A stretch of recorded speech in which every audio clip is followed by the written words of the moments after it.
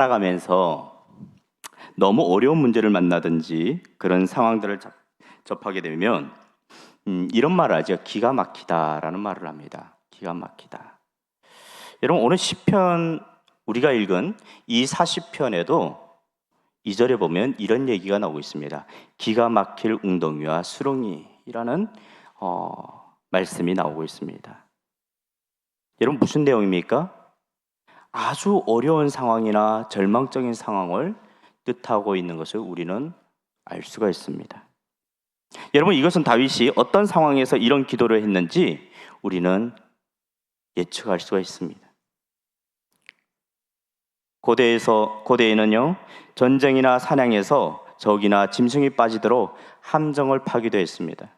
한번 깊은 그 웅덩이나 수렁에 빠지면 스스로 빠져나오기가 어렵습니다. 그래서 성경에서는 웅덩이와 수렁은 죽음과 절망, 위험과 환난을 상징하는 표현으로 자주 우리 가운데 사용되고 있습니다. 여러분, 웅덩이와 수렁은 시적 표현이지만 이것은 완전히 고립된 곳, 죽음의 위험이 있는 곳, 그것을 뜻하는 것입니다. 육체적으로나 정신적으로 완전히 외톨이가 된 상황입니다. 여러분, 여기에는 어떠한 기대도 희망도 기대할 수가 없는 것입니다. 성경을 보면 많은 사람들이 이런 웅덩이와 수렁에 빠졌던 것들을 우리는 성경에서 종종 만나기도 합니다. 여러분, 우리가 요즘 새벽마다 보고 있는 말씀 있죠? 창세기 말씀입니다. 창세기의 말씀에 보면 요즘엔 요셉의 이야기를 쭉 보고 있는데요, 요셉은 형들에 의해서 구덩이에 빠졌습니다. 요셉뿐만인가요? 요셉뿐만 아니라 다윗도 웅덩이와 수렁에 빠졌던 적이 있습니다. 그래서 다윗은 시편 23편 4절에 이렇게 고백하지요. 내가 사망의 음침한 골짜기로 다닐지라도 라는 표현도 나오기도 합니다. 여러분, 이것은 요셉, 다윗뿐만 아니라 여러분, 여기서 멈춰선 것도 이걸로 끝나는 것도 아니고 또 누가 있습니까? 우리가 잘 알는 예수님도 기가 막힐 웅덩이와 수렁에 빠지신 적이 있다라는 것입니다. 로마의 권력자들, 또 유대 종교 지도자들, 이스라엘 군중들이 힘을 합하여 예수님을 거대한 웅덩이에 몰아넣었습니다. 여러분, 그것이 바로 무엇입니까? 그것은 우리가 너무 잘 알고 있는 십자가의 사건입니다. 사람들이 아무도 건져낼 수 없는 상황으로 몰아가고자 예수님은 깊은 고독 속에서 십자가에 매달려 죽으셨습니다. 여러분, 이거는 예수님뿐만 아니라 여러분, 우리가 살아가는 이 세상도 마찬가지입니다. 예외가 아닙니다. 수많은 웅덩이와 수렁이가 도처에 깔려 있습니다. 여러분, 이 웅덩이와 이 수렁의 그 특징은 아무리 벗어나려고 한다 할지라도 벗어나기 힘들다는 거예요. 더 깊이 빠져 들어간다라는 것입니다. 살려고 몸부림칠수록 더 깊이 빠져 들어갑니다. 여러분, 혼자의 힘으로는 어떻게 할 수가 없습니다. 상황을 아무리 걷어내려고 해도 우리를 억습해 오고 있습니다. 더 깊은 곳으로 우리를 집어넣습니다. 우리는 삶에서 이런 웅덩이와 이 수렁에 빠진 경험들이 많이 있을 것입니다. 여러분, 우리 주변에, 우리 삶 가운데 이런 웅덩이와 수렁이는 끊임없이 우리에게 다가오고 있다라는 것입니다. 여러분, 오늘 시편의 이 기자도, 이 다윗도 오늘 본문을 보면, 본문 오늘 1절을 보면 이렇게 얘기하고 있습니다. 내가 여호와를 기다리고 기다렸더니라고 고백하고 있습니다. 여러분, 여기서 기다리고 기다렸다라는 이 말은 인내를 뜻하는 것이죠. 이건 단순히 인내가 아니라 간절함이 내재해 있는 인내입니다. 목말라 있는 상태에서 기다리고 기다렸다는 표현은 응답이 올 때까지 기다림을 포기하지 않았다라는 것입니다. 여러분, 인생의 그 실패는요, 대부분 기다림의 실패에서 옵니다. 특히 기가 막힐 웅덩이와 수렁에서 빠져있는 그 상황에서 여러분, 기다린다는 것은 쉬운 일일까요? 어려운 일일까요? 결코 쉬운 일이 아닙니다. 여러분, 점점 빠져들다가 코까지 잠기면 죽을 수밖에 없는 그런 상황입니다. 그런데 여러분, 신앙은요, 기다리는 것입니다. 기다릴 줄 모르면 신앙의 그 경주에서 우리는 완주할 수가 없습니다. 여러분, 신앙이 좋다, 믿음이 좋다라는 것은 오래 기다릴 줄 안다라는 뜻입니다. 여러분, 믿음 없이 기다리면 잠시는 가능합니다. 잠시 잠깐은 가능합니다. 그렇지만 얼마 못 가서 미쳐버릴 수도 있습니다. 지칠 수도 있습니다. 여러분, 신앙생활에서 실패는 더 이상 기다리지 못할 때 일어납니다. 여러분, 기다림을 포기하면요, 불신앙의 행동이 나옵니다. 결국은 어떻게 됩니까? 결국 점점 커져서 결국 하나님을 떠나게 됩니다. 자신의 방법으로 문제를 해결하려다가 하다가 인생이 더 꼬이는 것들을 우리는 보게 됩니다. 여러분, 삶의 모든 실패는 기다림에서 실패했기 때문에 일어나는 것입니다. 이런 포기하고 싶은 그 유혹이 찾아오면 버텨내기가 어렵습니다. 삶의 압박이 심해지고 고난이 더 깊어지면 사람들은 뭐라고 얘기합니까? 그만두고 싶다라고 말합니다. 이제 끝이야. 더 이상 갈 곳이 없어라고 생각합니다. 이것을 한마디로 정리하면 뭡니까? 희망이 없다라는 것입니다. 희망을 접는 것입니다. 여러분, 아무리 힘들어도 기다릴 수 있다면 그것은 희망이 있는 것입니다. 그런데요, 여러분, 문제는 뭡니까? 그 기다림이 어렵다라는 거예요. 우리는 왜 기다림을 포기합니까? 왜 포기하죠? 조급하기 때문입니다. 여러분, 고난이 찾아오면 우리의 마음은 조급해집니다. 고난에서 빨리 벗어나고 싶어 합니다. 고통이 심해지면 1분 1초라도 견디기 힘들어합니다. 빨리 끝나기를 바랍니다. 여러분, 최고의 승자는 기다리는 자입니다. 여러분, 응답은 기다리는 자의 것입니다. 여러분, 우리는 오늘 이 다윗의 고백을 잘 들어야 합니다. 그는 그냥 기다린 것이 아니라 이루어질 때까지 계속 기다렸습니다. 여러분, 세상에서 기다리는 사람보다 강력한 삶을 살 수 있는 사람은 없습니다. 여러분, 세상 사람들과 우리의 차이점이 무엇입니까? 여러분, 세상 사람들은 어떠한 수완이 좋아야 잘 살 수 있다고 말합니다. 세상 안에 들어가 보면 어떠한 그 채세술에 능한 사람들이 참 많이 있는 것을 우리는 보게 됩니다. 이들은 수완, 능력, 재주, 눈치, 처세에 있어서 탁월합니다. 또한 세상 사람은 어떤 일이 일어나면 두 팔을 걷어붙이고 그 문제를 해결하려고 열심히 뜁니다. 왜 그렇죠? 그렇게 살지 않으면 살 수 없기 때문에 그렇습니다. 그래서 세상 사람들은 자기 자신을 믿고 살아갑니다. 이런 반대로 우리는 어떻습니까? 두 팔을 걷어붙이고 문제를 풀기보다 두 팔을 모으고 우리는 기도해야 됩니다.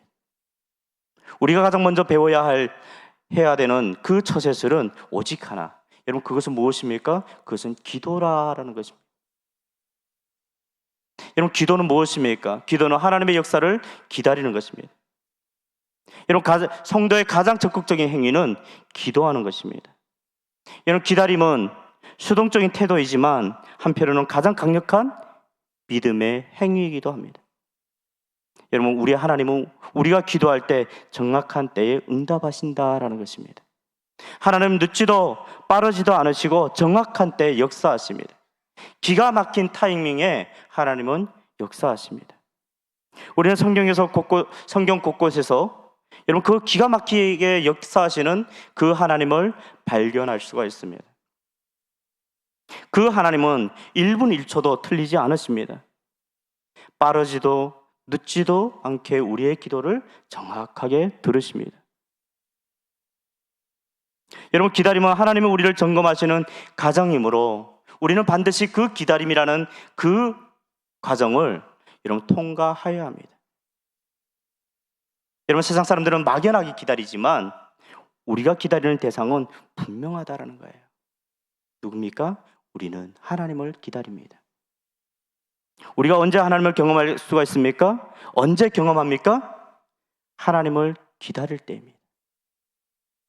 생명이 끝날 것 같고 삶이 끝날 것 같은 그 벼랑 끝에서 더 이상 소망이 없어 기다릴 때, 그 기다림 끝에 누가 찾아오십니까?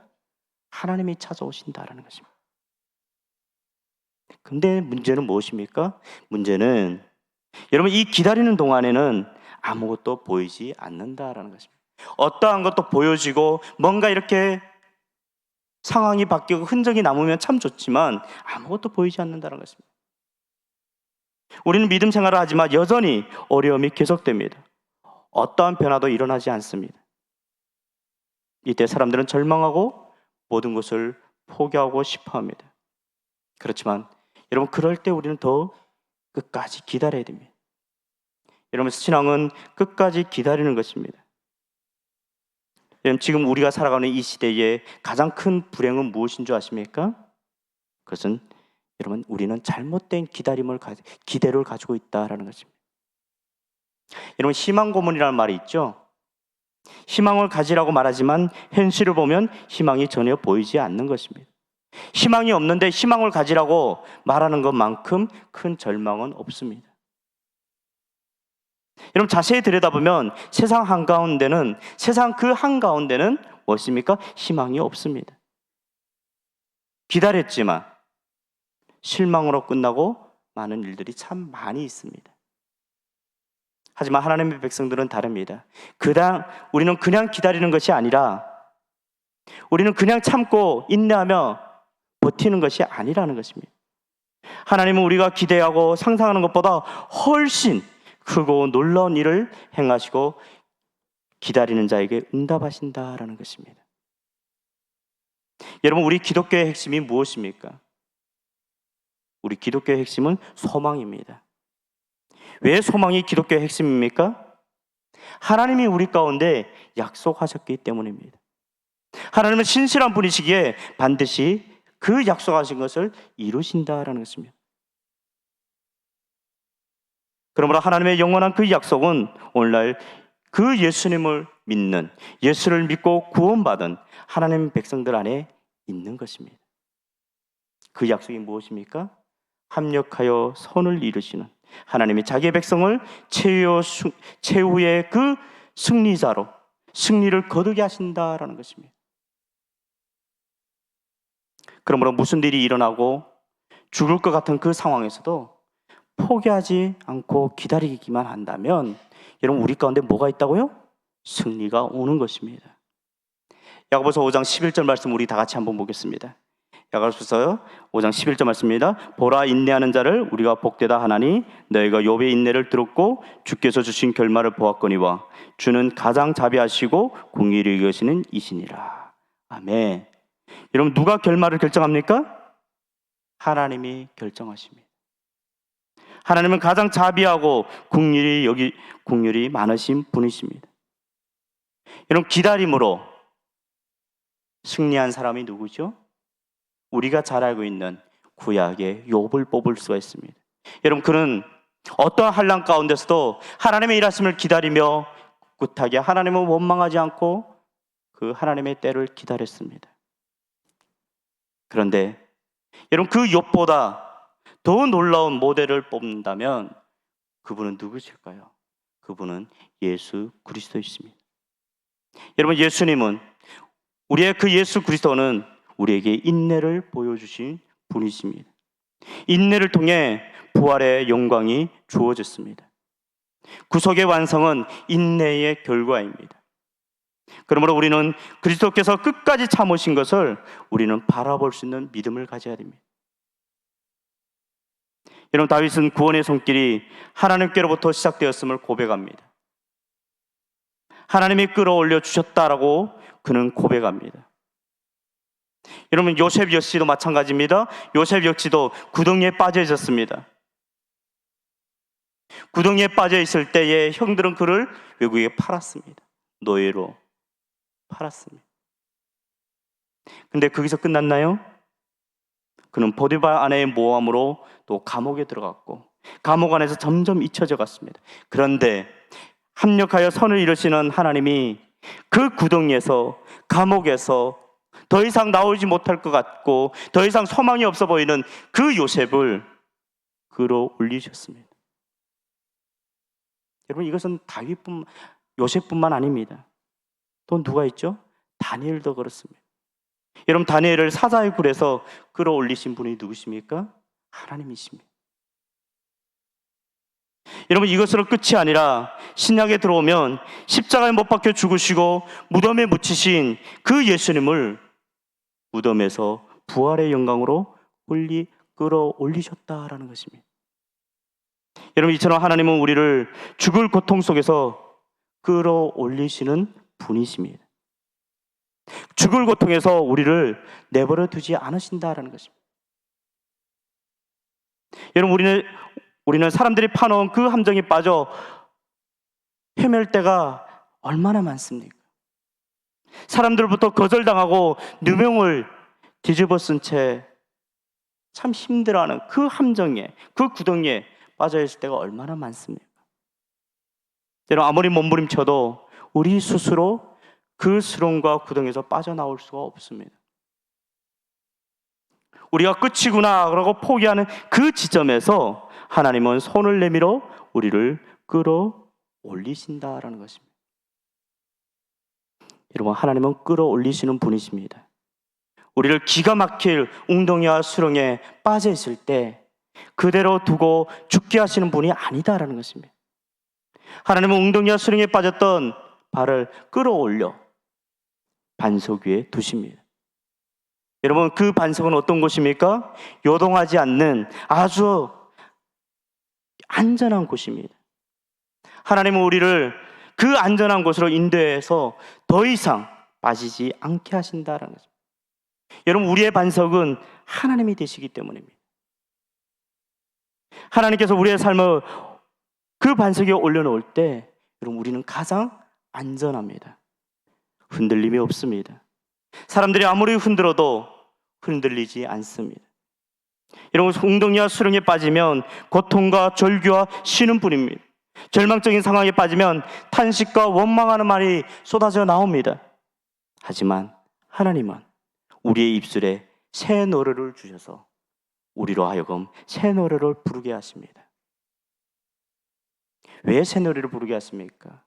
왜 새 노래입니까? 여러분, 하나님이 그 깊은 웅덩이와 수렁에서 끌어올리셔서 우리에게 새로운 일을 행하시기 때문입니다. 하나님은 언제나 새로운 일을 행하시는 분이십니다. 그런데 이 새 노래는 여러분, 아무나 부르는 것이 아닙니다. 하나님이 부르게 하셔야 부를 수가 있는 것입니다. 여러분, 출애굽기 15장에 보면 홍해를 건넨 이스라엘 백성들이 하나님을 노래했습니다. 그들은 이전에 한 번도 불러보지 못한 노래를 불렀습니다. 구원을 베푸신 하나님, 절망의 노예 생활을 끝내게 하셨던 그 하나님을 그들은 노래했습니다. 이스라엘 백성들이 유월절 어린 양의 피를 통하여 홍해를 건너게 하시고 그들을 살리신 하나님을 찬양하며 불렀던 그 노래가 여러분, 새 노래입니다. 하나님은 순임소리만 냈던 그들의 입술에 하나님께 올릴 그 찬송을 허락하셨던 것입니다. 여러분, 세상에는 새 노래가 없습니다. 아무리 빌보드 차트에 올랐다 하더라도요, 그 노래는 새 노래가 아닙니다.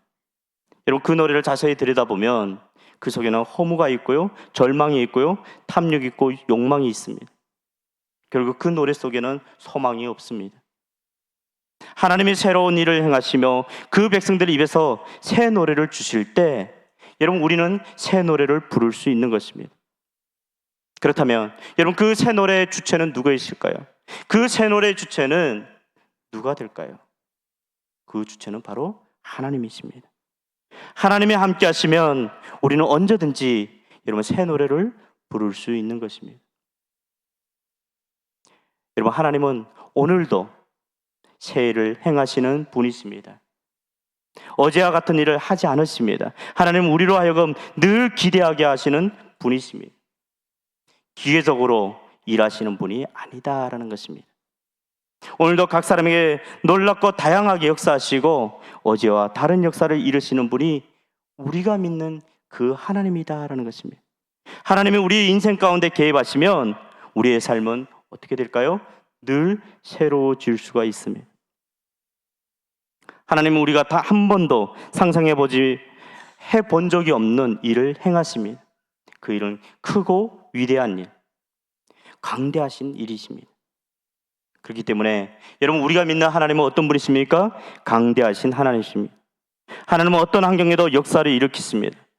어쩌면 우리가 과거에 경험한 하나님보다 훨씬 더 크고 놀라운 일을 행하시는 분이 우리가 믿는 하나님이시다라는 것입니다. 세월이 흐르면 흐를수록 하나님은 우리에게 크고 위대한 일을 행하십니다. 우리가 그분 앞에 압도당할 때 우리 입에서는 뭐가 터져 나올까요? 우리 입술에는 새 노래가 터져 나올 수가 있습니다. 우리는 하나님의 행하시는 일들을 보며 그분을 찬양해야 되는 것이 마땅하다라는 것입니다. 여러분, 케어커 교도들의 찬송가 그 앞부분에는 오라는 감탄사가 자주 등장한다고 합니다. 여러분, 이것이 우리의 감탄사가 되기를 소망합니다. 하나님 때문에 감탄할 수 있어야 된다라는 것입니다. 여러분, 오늘 시편 기자가 오늘 3절에서 이런 얘기를 하죠. 새 노래 곧 우리의 하나님께 올릴 찬송을 내 입에 드셨으니 많은 사람이 보고 두려워하여 여호와를 의지하리로다. 아멘. 여러분, 최고의 새 노래는 무엇일까요? 최고의 새 노래는 바로 어린 양의 노래입니다. 우리가 세상에서 경험할 수 없는 가장 감격스러운 일은 그 어린 양 예수 그리스도 앞에 서는 것입니다. 어린 양 예수님 앞에 서면 여러분, 우리의 모든 고통은 사라집니다. 십자가 앞에서 모든 절망이 사라집니다. 십자가 앞에서 모든 저주가 여러분 끝납니다. 그렇기 때문에 여러분, 우리는 어린 양 예수님을 노래해야 됩니다. 여러분, 이것이 우리가 노래해야 될 새 노래라는 것입니다. 어린 양 예수는 우리가 웅덩이와 수렁에 빠져 있을 때 우리를 건져내신 분이십니다. 사망의 수렁에서 우리를 건지신 분이 누구시라고요? 예수님이다라는 것입니다. 그렇기 때문에 우리는 그분을 찬양하지 않을 수가 없습니다. 가장 감격스럽고 놀라운 일은 우리의 모든 절망을 걷어낸 그 어린 양 예수님을 우리가 만났다라는 거예요. 우리가 만났다라는 거예요. 고통이 끝나고 난 다음에 여러분, 우리 가운데 그 예수님을 만남으로써 우리는 새 노래가 우리에게 주어졌다라는 것입니다. 여러분, 기가 막힐 웅덩이와 수렁에서 건져냄을 받으면 그 새로운 노래를 우리는 부르기 시작합니다. 그렇기 때문에 여러분, 여기에서 말하는 이 새 노래는 결국 승리의 노래입니다. 우리 입술에서, 그렇기 때문에 우리는 이 승리의 노래, 이 새 노래가 터져 나와야 됩니다. 우리의 삶 속에서 이 새 노래가 여러분 있어야 됩니다. 승리를 주신 하나님을 찬양하는 노래가 있어야 된다라는 것입니다. 여러분, 우리가 새 노래를 부를 때 많은 사람들이 우리를 보고 두려워하여 여호와를 의지하게 될 것입니다. 하나님 우리 삶 가운데 행하신 그 위대한 일을 주변 사람들에게 우리는 나타낼 수가 있는 것입니다. 그리고 너의 하나님이, 네가 믿는 그 하나님이 참으로 참 하나님이다, 살아계시다 라고 그런 고백이 나올 수 있는 저와 여러분들의 삶이 되기를 주님 이름으로 축원합니다. 하나님을 향한 우리의 감탄과 찬양을 세상 사람들이 듣고 그들 안에 구원의 역사가 일어나야 하는 것입니다. 이런 불신자들이 하나님을 욕하고 무시하고 우리에게 별말을 다 한다 할지라도 여러분, 우리는 화내서는 안 됩니다. 여러분, 그것은 그들이 하나님이 누구신지를 잘 모르기 때문에 그렇게 하는 행동입니다. 하나님이 얼마나 위대한 분이신지, 얼마나 위대하신 분이신지, 얼마나 강대한 분이신지, 얼마나 놀라운 분인지, 얼마나 높은 분인지를 알게 되면 여러분, 그들은 꼼짝하지 못할 것입니다. 우리가 믿는 하나님은 왕 중의 왕이시오, 창조자이시고 모든 이름 위에 뛰어난 이름을 가지고 계신 분이십니다. 하나님의 그 하나님 되심을 여러분, 그러면 어떻게 알 수 있습니까? 우리는 말씀을 보고 하나님을 알지만 여러분, 세상 사람들은 성경을 보지 않기 때문에 어떻게 알 수 있을까요? 우리의 삶을 통해 하나님의 어떤 분이신지를 하나님이 누구신지를 알게 된다라는 것입니다. 우리의 삶에서 어떤 일이 일어나는지, 어떤 사건들이 일어나는지를 보게 되면 세상 사람들은 하나님을 두려워하게 될 것입니다. 여러분, 지금 그 웅덩이와 수렁에 빠져 있는 사람들이 있습니까? 인생의 길이 보이지 않아 절망의 순간에 빠져 있는 사람들이 있습니까? 이런 혼자 힘으로 이 문제를 해결하기 위해 애써보지만 오히려 더 깊은 나락으로 추락하는 삶을 경험했다면, 여러분, 우리는 그 믿음의 주님이 되신, 우리의 믿음의 주님이 되신 그 예수 그리스도, 그 하나님을 바라보기를 바랍니다. 하나님을 잠잠히 기다리기를 바랍니다. 여러분, 하나님만이 우리의 소망이 되십니다.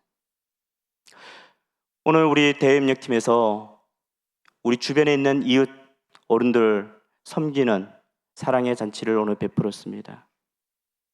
한 100명의 분들이 와서 정말 우리 권사님들이 좀 며칠 전부터 맛있게 한 곰탕을 잘 먹고 갔습니다. 그런데요, 그분들도 있었지만 또 어떤 분들이 있었습니까? 6월 3일 지방선거가 있다 보니까 각 당에서 나와서 막 찍어달라고, 한 표만 달라고 오시는 분들이 있었습니다. 다양한 옷들을 입고 오셨습니다. 여러분, 우리는 누군가를 믿고 저 사람은 괜찮아 라고 찍지만, 여러분, 그 사람이 이 나라를 책임져 줄 수 있을까요? 아니다라는 것입니다. 여러분, 이 나라와 이 민족도 마찬가지입니다. 여러분, 이 나라, 이 민족 많이들 힘들어합니다. 어려워합니다. 경기가 어렵다고, 힘들다고, 참 어렵다고 말하고는 이런 신 가운데, 여러분, 웅덩이와 수렁에서 빠져있는 이 상황 가운데서 여러분, 건질 분은 하나님 한 분뿐이다라는 것입니다. 어떤 정치인이 여러분 건져내는 것이 아닙니다. 어떤 이념이 해결할 수 있는 것이 아닙니다. 여러분, 오직 하나님만이 해결할 수 있다는 것입니다. 오직 하나님만이 답이다라는 것입니다. 하나님은 우리를 끌어올리셔야 우리는 살 수가 있는 것입니다. 여러분, 우리의 기도에 능력이 있습니다. 그렇기 때문에 우리는 포기하지 않고 기다리며 그 하나님을 기대하고 기도하며 나아갈 때에, 그 기다림의 끝에서 반드시 우리를 끌어올리실 그 하나님을 기다리며 나갈 때 하나님은 우리를 끌어올려 주실 것입니다. 여러분, 이것이 믿음입니다. 우리의 기다림은요, 무모한 기다림이 아니다라는 것입니다. 하나님은 우리에게 승리를 약속하셨습니다. 그러므로 우리는 어떤 상황 가운데서도 하나님이 승리하게 하실 줄을 믿어야 한다라는 것입니다. 여러분, 전도서에 보면 전도서의 저자는 누구죠? 우리가 잘 알고 있는 솔로몬 왕입니다. 그런데 솔로몬은 전도서에서 무려 38번이나 헛되다는 말을 했다고 합니다. 제가 찾아보지는 않았습니다. 어떤 학자가 그렇게 책에 말하더라고요. 그 전도서의 시작과 끝은 헛되다라는 말들이 쓰여져 있습니다. 근데 솔로몬이 왜 이렇게 헛되다라고 말하는 그 이유, 여러분, 전도서를 보면 여러 가지 이유가 있습니다. 그렇지만 그 중에 한 가지를 보면요, 전도서 9장 2절은 우리에게 이렇게 말씀해 주고 있습니다. 전도서 9장 2절입니다. 우리 함께 같이 읽겠습니다. 모든 사람에게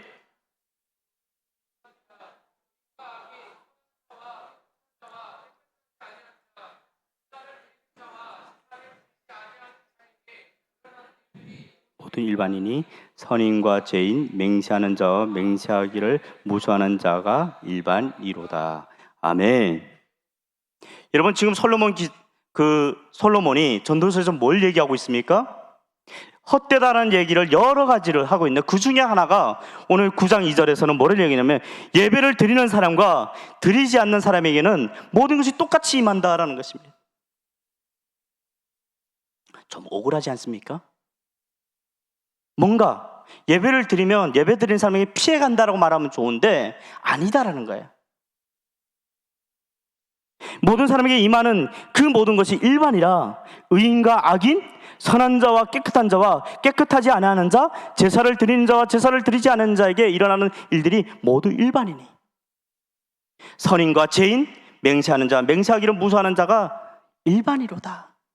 한마디로 우리에게 어떠한 수련과 고난, 어려움, 이 모든 것이 웅덩이와 수렁이 똑같이 임한다라는 거예요. 똑같이 임한다. 얼마나 불공평합니까? 모든 것이 똑같이 임하지만 그 문제 상황 앞에서 대처하는 방법은 다르다라는 거예요. 세상 사람들은 자기 힘으로, 자기 능력으로 해결하려고 처세술을 사용하지만 믿는 사람은 똑같이 임하는 그 수렁과 웅덩이에서 아니다라는 거예요. 우리는 하나님 앞에 기도하며 하나님의 시간을 기다린다라는 것입니다. 하나님의 시간 가운데 기다릴 때 하나님은 우리를 통해 놀라운 일을 행하실 것이다. 그 하나님이 여러분 오늘 이 시편 다윗처럼 우리 입술에 무엇을 준다고요? 새 노래를 주신다는 것입니다. 우리는 그 새 노래를 부름으로 우리의 하나님이 어떤 분인지를 여러분 세상 가운데 증거하고 보여줘야 된다는 것입니다. 여러분 그 하나님의 은혜가 저와 여러분들에게 있기를 소망합니다. 헛되다는 것에 끝나는 것이 아니라, 헛된 인생이 아니라 기가 막힐 웅덩이와 수렁이가 있지만 우리에게 뭐가 있다고요? 우리에게는 새 일을 행하시는 하나님이 계신다는 거예요. 우리는 기다리고 기다림으로 그 하나님 때를 기다릴 때 하나님은 끝난 것 같은 그 상황 가운데서 우리를 끌어올리시는 그 하나님이심을 믿고 우리는 새 노래 가운데로 그 주님을 증거하며 그 주님을 찬양하는 저와 여러분들의 인생이 되기를 주님으로 축원합니다. 기도하겠습니다.